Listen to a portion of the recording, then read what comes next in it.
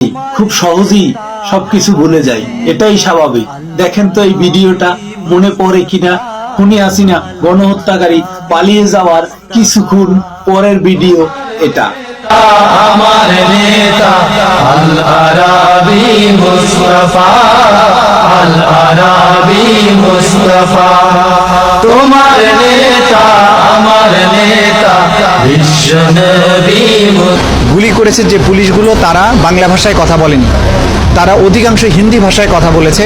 খুনি হাসিনা তার জীবনে তিনি যে কথন করছে ওপেনে গোপনে হয়তো তার নিজেরও জানা নাই।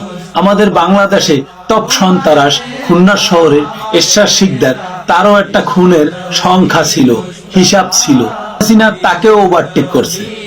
আমরা কিন্তু রামপুরা টিভি সেন্টারে এই ইন্ডিয়ান আর্মি 9 জন পেয়েছিলাম। মনে পড়ে আমাদেরকে একটা লোক পানি খাওয়াইতেছিল, খালি খালি সেই লোকটারে অলের লগে ধইরা মাথায় ঠেকাইয়া গুলি কইরা আমাদের দিকে ফালাই দিছিল আমাদের ভয় দেখানোর জন্য। মনে আছে সে কথা? পর্যন্ত সেই ভিডিওটা রাইখা দিছি। কেন রাখছি প্রশ্ন হতে পারে। এই কারণে রাখছি, হাদিসের একটা কথা, যে যাকে মারছে তিনি জানেন না যে তিনি কি কারণে এই লোকটাকে মারছে, আবার যে মারা যাচ্ছে তিনি জানেন না যে আমি কি কারণে মারা যাচ্ছি। আপার মনে একটা স্বপ্ন, সে এখনো 227 জন খুন করতে চায়।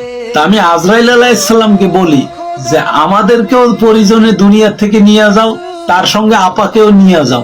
অন্তত এতটুকু নিশ্চিত হতে পারবো যে আমাদের ছেলেমেয়েরা বাকি জীবনটা শান্তিতে দুনিয়ায় বসবাস করতে পারবে। লীগ, কুত্তালীগ, ছাত্রলীগ সমাজে একটা ব্যারাম। বলে এই ব্যারামটা কিভাবে? কথায় বলে না, কিছু মানুষ কবরে যাওয়ার পরেও সে যে পাপগুলা জীবিত রেখে যায়, এই পাপে সাধারণ মানুষকে জ্বালায়।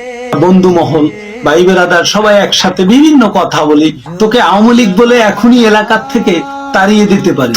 কিন্তু বলছে আমাদের ভাই বেরাদার হিসাবে ইয়ারকি ফাজলামির কথা। কিন্তু আমি এইটা ক্যাশ করছি যে এটা না হয় আমরা ইয়ারকি ফাজলামি করলাম, কিন্তু দেখা যাইতেছে গোটা ঢাকা শহরের পাড়া মহল্লায় সব জায়গায় এই জিনিসটাই ঘটতে আছে। লীগের দোসর যারা আছে তাদেরকে আমরা খুব ভালো করে চিনি। সাধারণ মানুষকে আওয়ামী লীগের ট্যাগ লাগাইয়া আপনারা আক্রমণ করবেন, পারিবারিক প্রতিশোধ নেবেন, আমরা ঘরে বসে যে ফিটার খাবো সেটা কিন্তু না। যা খাওয়ার ছোটকালে খাইয়া লাইছি, এখন গরম ভাত খাই, শরীর অলায়েস গরম থাকে। আমি ঢাকা শহরের বিভিন্ন জায়গায় চলি, বিভিন্ন শ্রেণীর লোকজনের সাথে ওড়া বসা করি। তুই নিজেরে মনে করি একটা ফকির, কিন্তু আমার সামনে যদি এরকম কোনো কিছু হয়, সে যেই হন, আইজানের লাস্টের সুর আসসালাতু খায়রুল মিনান নাও, থাবড়াইয়া গালের চাপা বাইন গেলাম। দেখবেন গোষ্ঠীর ভিতরে সব হেডামালা, শুধু আমি ফরাজি লিটন তাদের পরিচয় নিয়ে চলি না। গোষ্ঠীর ভিতরে বড় কেউ থাকলেই যে পরিচয় দিতে হবে সেটা তো না। তাহলে নিজের যোগ্যতা কোথায়? এটাকে সবসময় আমি খোঁজার চেষ্টা করি। ভালো থাকবেন সবাই, আল্লাহ হাফেজ।